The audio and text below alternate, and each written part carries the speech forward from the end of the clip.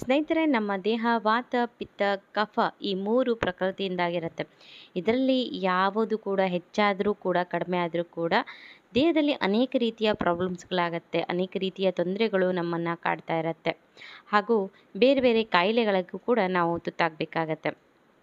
ಅದರಲ್ಲಿ ಒಂದಾಗಿರೋದು ಕೈ ಕಾಲುಗಳ ಪಾದಗಳಲ್ಲಿ ಉರಿಯಾಗೋದು, ಮೈ ಉರಿಯಾಗೋದು.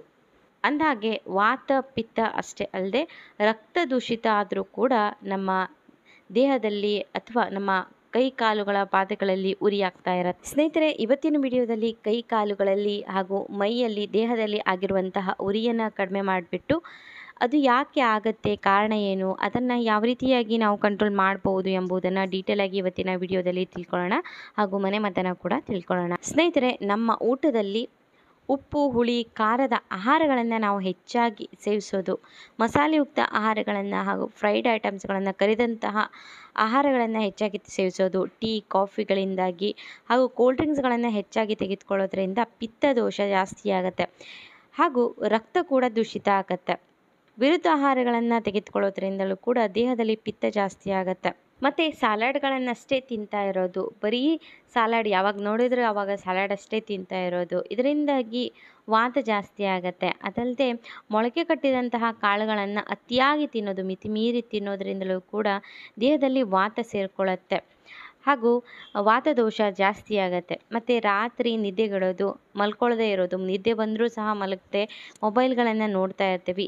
ಇದರಿಂದ ವಾತ ಪಿತ್ತ ದೋಷ ಇಂಬ್ಯಾಲೆನ್ಸ್ ಆಗುತ್ತೆ. ದೇಹದಲ್ಲಿ ವಾತ ಪಿತ್ತದ ದೋಷ ಜಾಸ್ತಿ ಆದಾಗ ಮೈಯಲ್ಲಿ ಉರಿ, ಕೈಕಾಲುಗಳಲ್ಲಿ ಉರಿ, ಪಾದದಲ್ಲಿ ಉರಿ ಆಗೋದು ಕಾಣಿಸ್ತಾ ಇರುತ್ತೆ. ಹಾಗಾಗಿ ಮೊದಲು ವಾತ ಪಿತ್ತದ ದೋಷವನ್ನು ಬ್ಯಾಲೆನ್ಸ್ ಮಾಡಬೇಕಾಗತ್ತೆ. ಅದಕ್ಕಾಗಿ ನೀವು ಕಪ್ಪು ಒಣ ದ್ರಾಕ್ಷಿಯನ್ನು ತೆಗೆದುಕೊಳ್ಳಿ. ಒಂದು 8ರಿಂದ 10 ಕಪ್ಪು ಒಣ ದ್ರಾಕ್ಷಿಯನ್ನು ರಾತ್ರಿ ನೀರಲ್ಲಿ ಹಾಕಿಬಿಟ್ಟು ನೆನೆಸೋಕ್ಕಾಕಿ. ಬೆಳಿಗ್ಗೆ ಇದು ಚೆನ್ನಾಗಿ ಉಪ್ಕೊಳ್ಳುತ್ತೆ ಹಾಗೂ ಚೆನ್ನಾಗಿ ನೆನೆಯುತ್ತೆ. ಬೆಳಿಗ್ಗೆ ಖಾಲಿ ಹೊಟ್ಟೆಯಲ್ಲಿ ಈ ಒಣ ದ್ರಾಕ್ಷಿಯನ್ನು ಚೆನ್ನಾಗಿ ಜಗಿದು ತಿಂದ್ಬಿಟ್ಟು ಮೇಲಿಂದ ಈ ನೀರನ್ನು ಕುಡಿಯೋದ್ರಿಂದ ನಿಮ್ಮ ದೇಹದಲ್ಲಿರುವಂತಹ ವಾತ ಪಿತ್ತದ ದೋಷಗಳು ಬ್ಯಾಲೆನ್ಸ್ ಆಗುತ್ತೆ. ಅದಲ್ಲದೆ ಅಂಜೂರ ಕೂಡ ಬಹಳ ಒಳ್ಳೆಯದು ವಾತ ಪಿತ್ತವನ್ನು ಬ್ಯಾಲೆನ್ಸ್ ಮಾಡಲಿಕ್ಕೆ. ಸೊ ರಾತ್ರಿ 1ರಿಂದ 2 ಅಂಜೂರವನ್ನು ನೀರಲ್ಲಿ ಹಾಕಿಬಿಟ್ಟು ನೆನೆಸೋಕ್ಕಿಡಿ. ಬೆಳಿಗ್ಗೆ ನೀವು ಈ ಅಂಜೂರವನ್ನು ಚೆನ್ನಾಗಿ ಜಗಿದು ತಿನ್ನಿ ಹಾಗೂ ಮೇಲಿಂದ ಈ ನೀರನ್ನು ಕುಡಿಯೋದ್ರಿಂದಲೂ ಕೂಡ ವಾತ ಪಿತ್ತ ದೋಷಗಳು ಬ್ಯಾಲೆನ್ಸ್ ಆಗುತ್ತೆ. ಅಂಜೂರವನ್ನು ನೀವು ಹಾಲಿನ ಜೊತೆಗೆ ಮಿಕ್ಸ್ ಮಾಡಿಯೂ ಸಹ ತೆಗೆದುಕೊಳ್ಬಹುದು. ವಾತ ಪಿತ್ತದ ದೋಷಗಳು ಬ್ಯಾಲೆನ್ಸ್ ಆದಾಗ ಆಟೋಮೆಟಿಕ್ಕಾಗಿ ನಿಮ್ಮ ಕೈ ಕಾಲುಗಳ ಪಾದಗಳಲ್ಲಿ ಆಗುವಂತಹ ಉರಿ, ಮೈಯಲ್ಲಿ ಆಗುವಂತಹ ಉರಿ ಹಾಗೂ ಮೈ ಉಷ್ಣತೆ ಎಲ್ಲವೂ ಕೂಡ ಕಡಿಮೆ ಆಗುತ್ತೆ. ಅದಲ್ಲದೆ ಶತಾವರಿಯನ್ನು ಕೂಡ ತೆಗೆದುಕೊಳ್ಳೋದ್ರಿಂದ ವಾತ ಪಿತ್ತದ ದೋಷಗಳು ಬ್ಯಾಲೆನ್ಸ್ ಆಗುತ್ತೆ. ಶತಾವರಿ ನಿಮಗೆ ಯಾವುದೇ ಆಯುರ್ವೇದಿಕ್ ಶಾಪಲ್ಲಿ ಸಿಗುತ್ತೆ.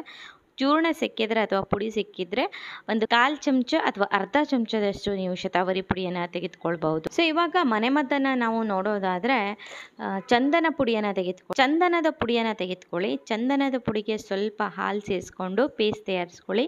ಈ ಪೇಸ್ಟನ್ನು ನಿಮ್ಮ ಕೈ ಕಾಲುಗಳ ಪಾದಗಳಿಗೆ ಹಚ್ಚೋದ್ರಿಂದ ನಿಮ್ಮ ಪಾದಗಳಲ್ಲಿ ಇರುವಂತಹ ಉರಿ ಸಂಪೂರ್ಣವಾಗಿ ಗುಣ ಆಗುತ್ತೆ.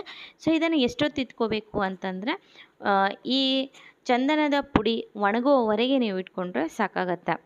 ಸೊ ನೆಕ್ಸ್ಟ್ ಬಂದುಬಿಟ್ಟು ಅಭ್ಯಂಗವನ್ನು ಮಾಡ್ಕೊಳ್ಳೋದು.